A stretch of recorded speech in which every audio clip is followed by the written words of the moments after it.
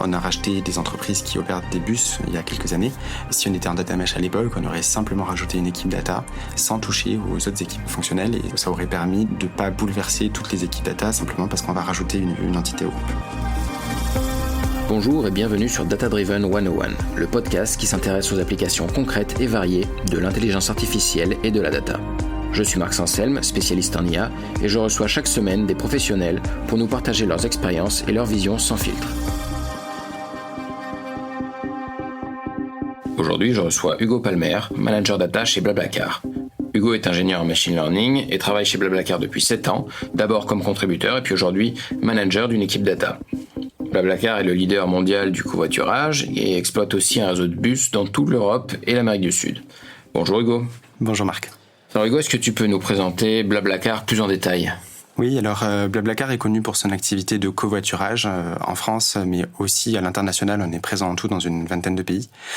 Il y a quelques années, Blablacar, en plus du covoiturage, a développé un réseau de bus dans la plupart de ses marchés. Et on va en plus se mettre à vendre des billets de train dans quelques temps. Blablacar se positionne comme une agence de voyage en ligne pour tous les modes de transport terrestres, donc à l'exclusion de l'aviation. Ok, alors chez vous, la data, à quoi et à qui ça sert ? Alors la data, chez nous, ça sert à prendre des décisions business, des décisions opérationnelles aussi. Business, je dirais, c'est quelque chose qui date d'il y a très longtemps, donc c'est sur les domaines finance, sur le marketing notamment, dont je vous parlerai un petit peu plus tard, mais aussi des décisions opérationnelles, donc potentiellement automatiser certains process qui peuvent être trop rébarbatifs ou qui fonctionnent pas quand on les fait à la main. Par exemple, sur quel canal marketing investir, sur quelle ligne de bus ajouter des bus qui circulent, en enlever, créer ou supprimer des lignes de bus. Ça va aussi servir dans notre réseau de covoiturage à détecter la fraude, à la limiter en temps réel pour montrer directement aux différents fraudeurs que ça fonctionne pas en fait dès le début. Là où une modération manuelle pourrait prendre trop de temps et donc laisser s'installer des comportements qui fonctionnent pas.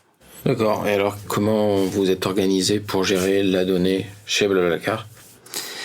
Alors, la donnée chez Blablacar, elle est gérée principalement par une équipe data centrale qui est découpée en squads, on en reparlera peut-être un peu plus tard, et qui servent un domaine fonctionnel chacune.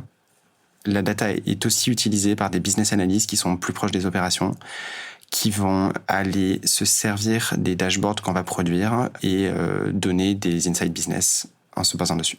C'est quoi le niveau de maturité de l'équipe data chez Blablacar ? Alors aujourd'hui, je crois qu'on est 45 personnes dans l'équipe data. Donc ça fait un joli département avec 7 équipes. La data existe chez Blablacar alors de manière embryonnaire il y a une dizaine d'années et elle s'est développée progressivement. Au tout début, on a fait de la business intelligence. Alors, je dis j'y étais pas encore. Progressivement, on a développé le data warehouse. Ensuite, on a développé des équipes par spécialité, donc des data engineers, data analysts et data scientists. Et enfin, il y a à peu près 2 ans, on s'est réorganisé en data mesh, ce qui veut dire qu'on a changé la forme des équipes pour se spécialiser en domaine fonctionnel. Ouais, alors le data mesh, on va y revenir, ça c'est quelque chose qui nous intéresse. Si on rentre dans le détail, est-ce qu'on peut commencer par la journée, à quoi ressemble ta journée ? Oui, avec plaisir. Alors moi, je manage la squad data pour le marketing. En tant que tel, je suis avant tout un manager people. En ça, j'anime des cérémonies pour mon équipe. Je mets en place des processus pour que mon équipe travaille de manière efficace. J'écoute les retours de mon équipe.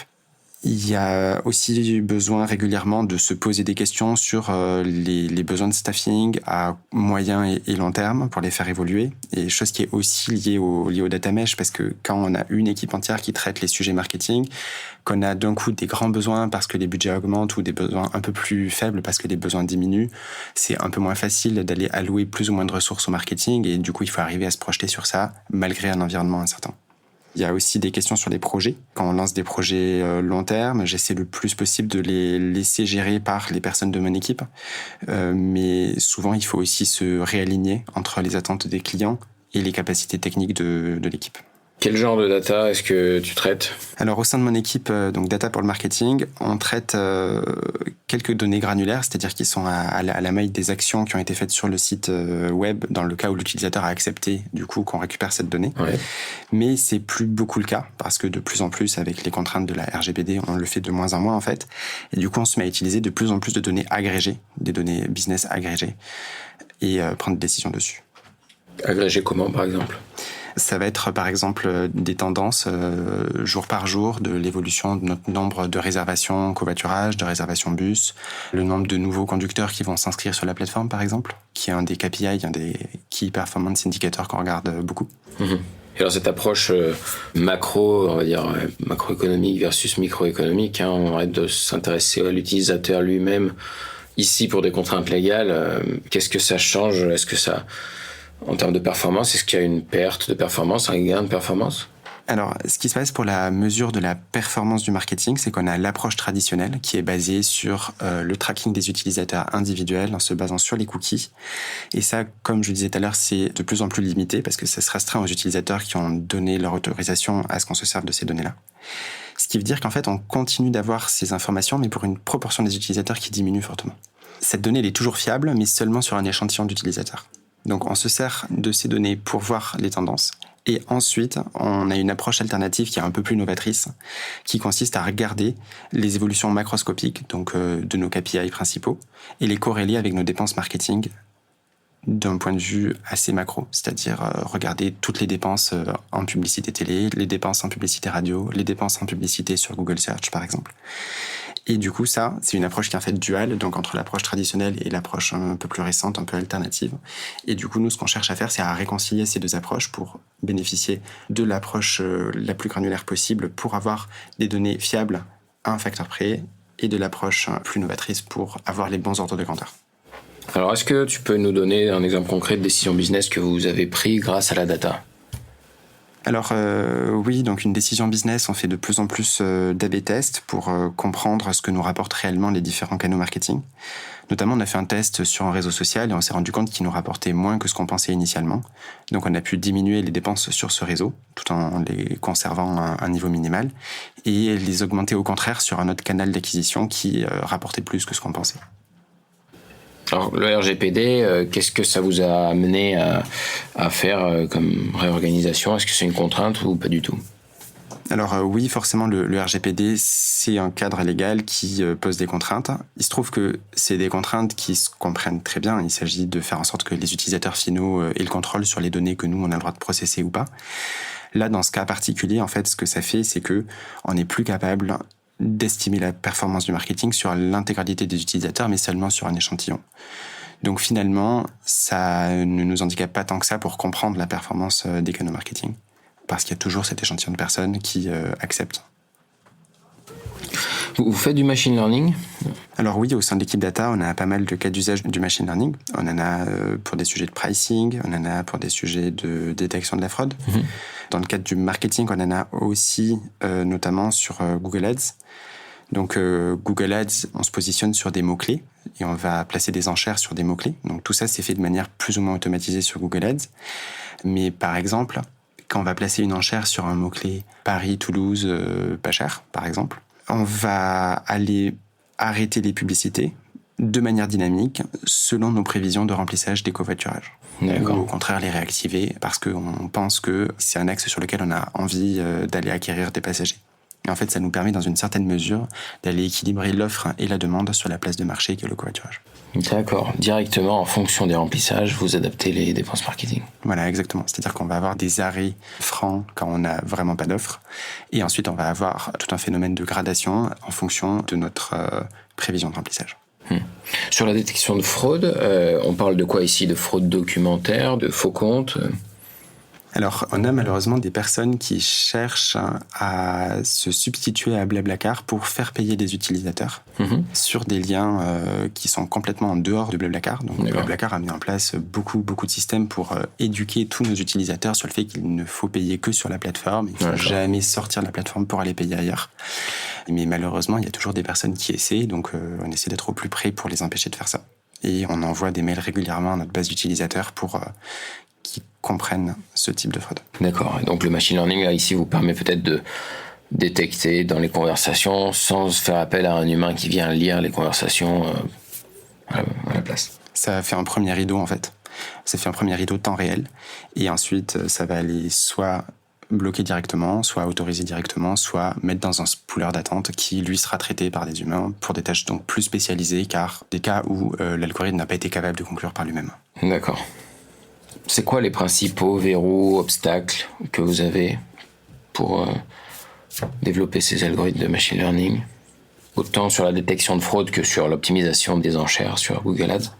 Alors, je pense qu'il y a une question à laquelle toutes les équipes data se confrontent tôt ou tard, qui est la question du temps réel.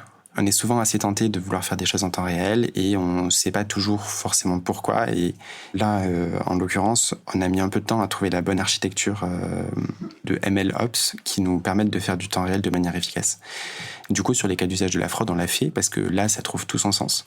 C'est-à-dire que si on ne détecte pas un fraudeur en temps réel, on perd les 3/4 de l'efficacité en fait, du fait d'aller le bloquer ou pas. Parce qu'il a pu faire des choses néfastes pour la plateforme et les utilisateurs entre-temps. Donc ça, c'est typiquement un cas où c'est nécessaire d'être en temps réel et donc il faut créer une architecture data qui permette de faire ça. Cependant, la majorité des cas d'usage du machine learning à Blablacar aujourd'hui ne se font pas en temps réel parce que ça a un coût qui est très important et qui n'est pas forcément justifié dans ce cas-là. Est-ce qu'il y a des obstacles non techniques à l'utilisation, au déploiement de ce travail? Oui, je pense que comme dans toutes les entreprises un peu conséquentes, il faut trouver la bonne manière d'aller exposer des problématiques à des stakeholders plus seniors qui sont plus loin de ces problématiques techniques. Je trouve qu'un sujet assez important, c'est la manière de communiquer sur la performance du machine learning. Assez souvent, on peut être tenté d'imaginer une nouvelle feature produit pour laquelle le machine learning n'est pas forcément nécessaire. Donc, par exemple, faire du pricing pseudo-dynamique dans lequel on va augmenter les prix le week-end, par exemple. Et rajouter une couche de machine learning. Donc, faire fluctuer ces prix de manière beaucoup plus dynamique grâce au machine learning et grâce à beaucoup de features supplémentaires. On peut être tenté de communiquer sur la performance de cette feature avec du machine learning, c'est-à-dire comme étant la différence entre pas de pricing du tout et du pricing avec du machine learning. Alors je pense qu'il est assez important de distinguer la valeur ajoutée par le pricing en tant que telle, avec des règles très simples, avec des règles business qui peuvent être données sans faire de machine learning, juste avec de la data analyse assez basique. Et ensuite, la performance ajoutée par le fait d'avoir ajouté du machine learning à ces règles business. Et du coup, je pense qu'il est très important, quand on communique à des stakeholders seniors, de distinguer l'impact de la feature basique avec l'impact du machine learning ajouté en étagère à cette feature. Et ça, c'est quelque chose qui n'est pas forcément intuitif parce qu'on imagine directement la feature avec du machine learning, là où en fait, il faut arriver à se poser la question, est-ce que vraiment le machine learning apporte une valeur ajoutée à cette feature? Ou est-ce que la feature en tant que telle s'autosuffit et que le machine learning apporte une valeur infime à cette feature? Alors, dans cette thématique, est-ce que, selon toi, il y a des choses qu'il faut répéter tout le temps aujourd'hui et qui, dans 10 ans, 20 ans, seront une évidence pour tout le monde?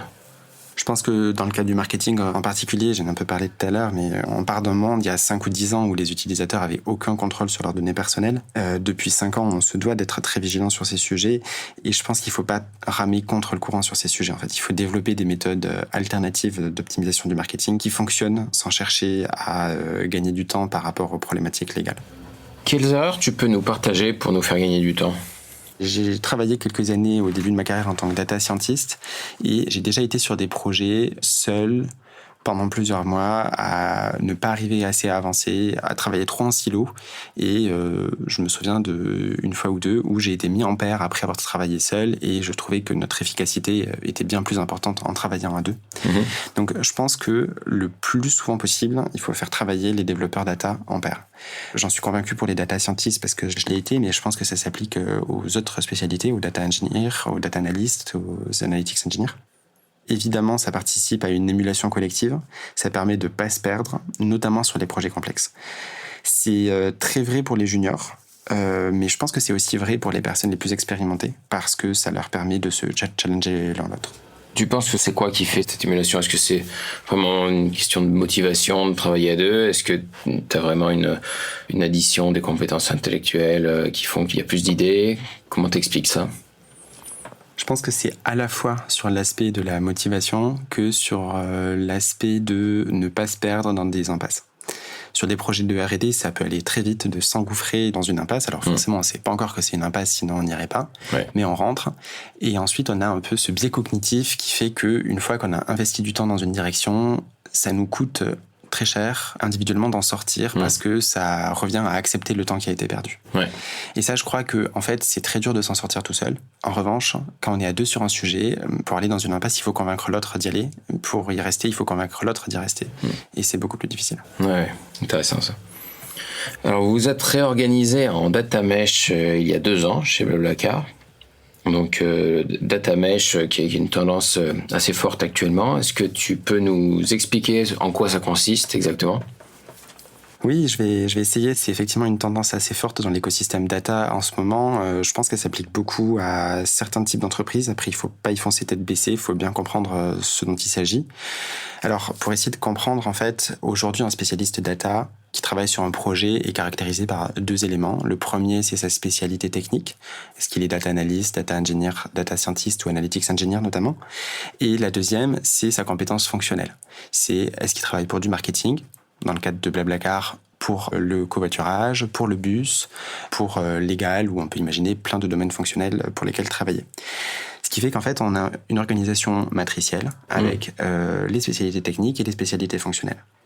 L'organisation traditionnelle data, c'est une organisation dans laquelle on est en équipe technique, c'est-à-dire qu'on est avec des pairs qui font la même chose techniquement que nous. Et ensuite, cette équipe technique adresse les différents sujets fonctionnels en les priorisant. Le data mesh consiste en fait à transposer cette matrice, c'est-à-dire en fait à travailler au sein d'une équipe fonctionnelle avec différentes spécialités. Donc ça, c'est quelque chose qui est assez intéressant parce que ça permet d'avoir un groupe de personnes dont le travail est de répondre à des besoins business spécifiques. Je trouve que c'est intéressant parce que pour les développeurs, ça leur permet d'étendre un peu leur scope.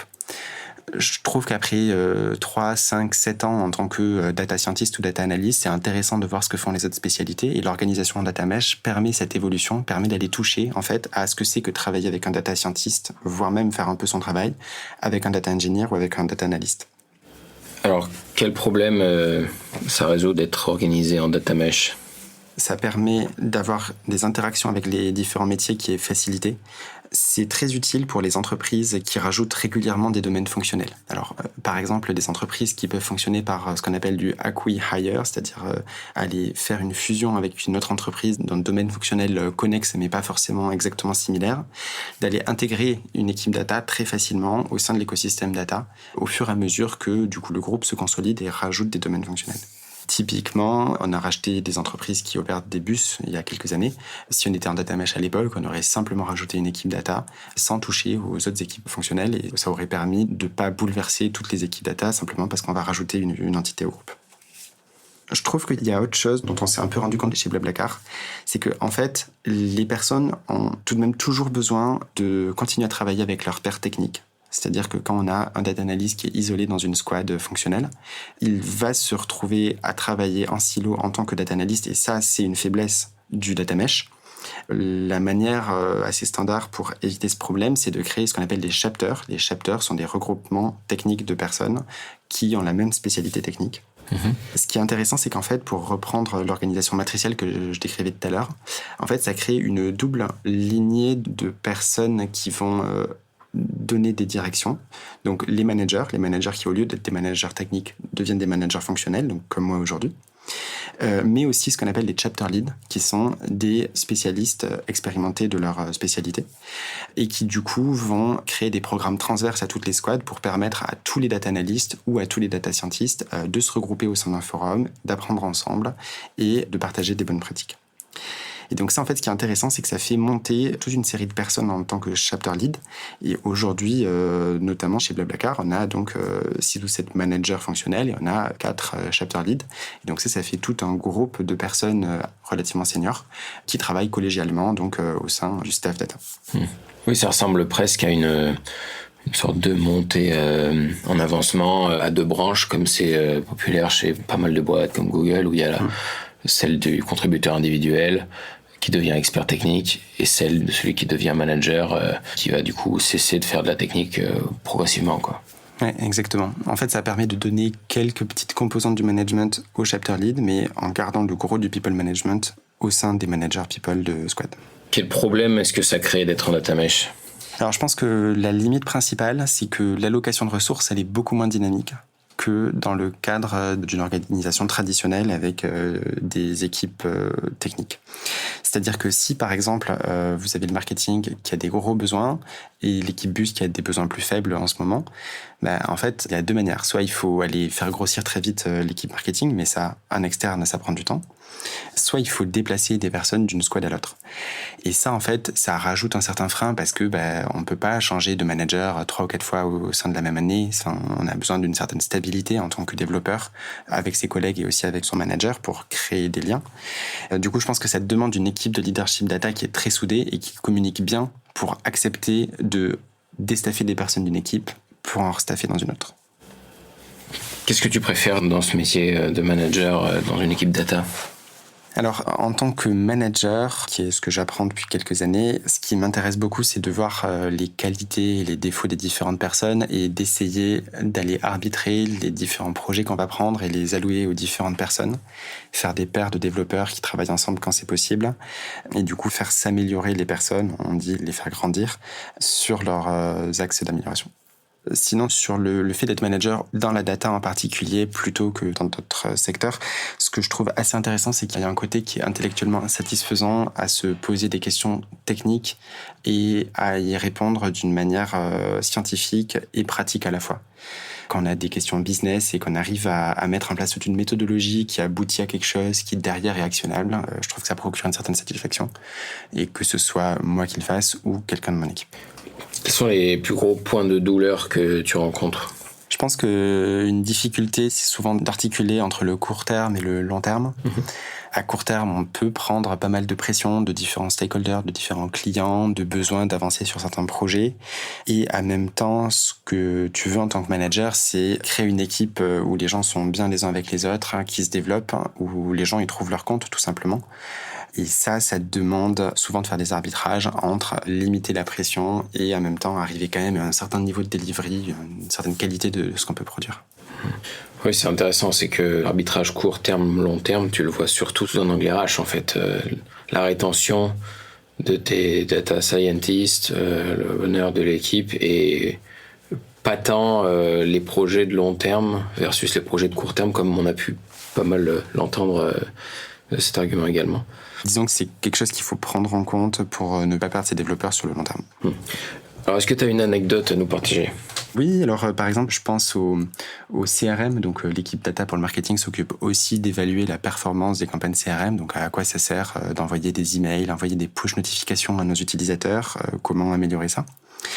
Historiquement, donc il y a assez longtemps, il y avait un groupe de contrôle qui faisait que 10% des utilisateurs choisis aléatoirement ne recevaient pas de mail.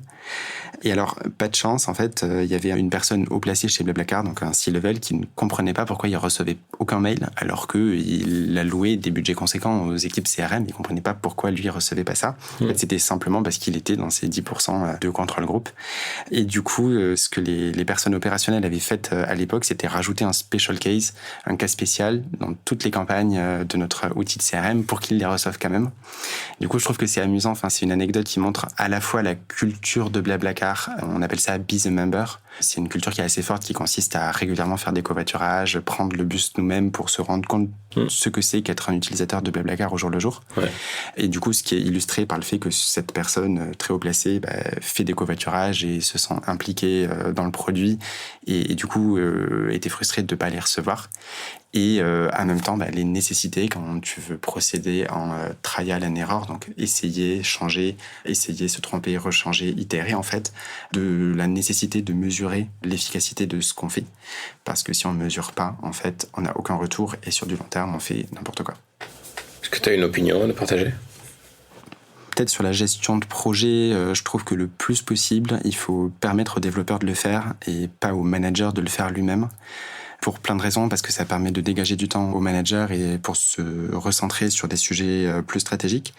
Et aussi et surtout parce que ça permet aux développeurs data qui souvent n'ont pas des grosses expériences de gestion de projet de se développer sur ça, soit pour qu'à long terme ils deviennent PM par exemple ou manager eux-mêmes, soit pour simplement rajouter une corde à leur arc.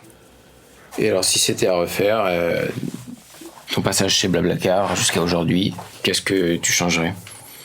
Moi, pendant ma première année et demie chez Blablacar, j'étais complètement isolé sur une business unit en tant que data analyst et j'ai mis beaucoup de temps à progresser seul parce que l'équipe data centrale n'était pas staffée comme elle l'est aujourd'hui, parce que on fonctionnait de manière assez silotée justement, et du coup si c'était à refaire, je pense que je me montrerais plus curieux pour aller chercher par moi-même des ressources pour progresser, et je serais aussi plus vocal sur le fait que j'avais besoin de mentors à ce moment-là. Donc peut-être un message que je passerai aux plus juniors d'entre nous qui veulent apprendre le métier. Si vous vous sentez isolé sur une équipe, c'est d'aller demander de l'aide. La plupart du temps, c'est pas par méchanceté que les gens ne viennent pas vous aider, c'est simplement parce qu'ils ont d'autres priorités et qu'ils le feront pas d'eux-mêmes.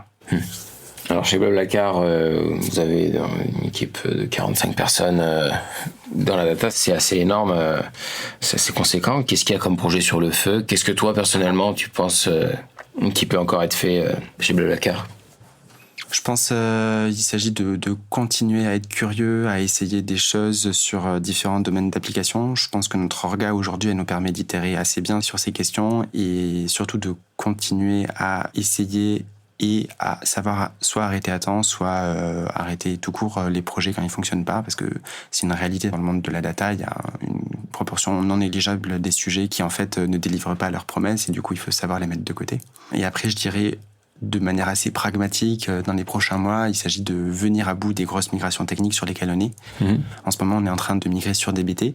On a mis un peu de temps avant d'y aller, mais voilà, c'est de continuer à avoir un environnement data qui est à la fois conséquent et à la fois raisonnable. On va pas avoir trop de données qui sont complètement périmées, qui fonctionnent pas. Donc c'est investir sur les sujets de gouvernance de la donnée, de cataloging de la donnée. Eh ben, bon courage. Merci Hugo. Merci. Vous venez d'entendre Hugo Palmer, manager data chez Blablacar sur Data Driven 101. Si vous avez aimé et que vous voulez nous soutenir, n'hésitez pas à vous abonner, à liker et à partager. Dans le prochain épisode, je recevrai Stanislas Paulu, cofondateur de Dust, pour nous parler d'assistants d'intelligence artificielle. À très vite.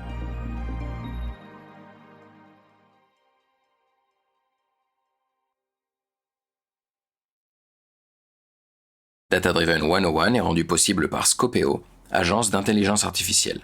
Donnez de l'élan à vos projets IA en vous rendant sur scopeo.ai.